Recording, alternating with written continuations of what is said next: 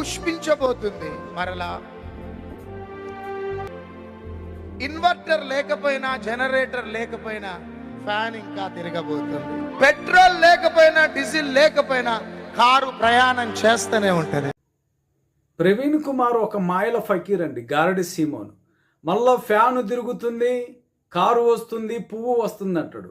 గ్రంథం ఏం చెబుతుందంటే రేపు ఏమి సంభవించునో నీకు తెలియదు. అంటే ఈ బెల్లంపల్లి ప్రవీణ్ కుమార్ అనేవాడు ఒక ఆటో డ్రైవరు. ఈ ఆటో డ్రైవరు చదువు లేనివాడు. కేసీఆర్ వస్తాడు, చంద్రబాబు నాయుడు వస్తాడు, జగన్మోహన్ రెడ్డి వస్తాడు, ఫ్యాను తిరుగుతుంది, పువ్వు వస్తుందని అబద్ధాలు చెప్పుకుంటూ, ఇవన్నీ అబద్ధాలు చెప్పుకుంటూ, మాయ మాటలు చెప్పుకుంటూ, రాజకీయ నాయకుల గురించి చెప్పుకుంటూ తిరుగుతాడు. రేపేం సంభవించునో ఎవరికి తెలియదని బైబిల్ గ్రంథం చెబుతుంది. అందుకని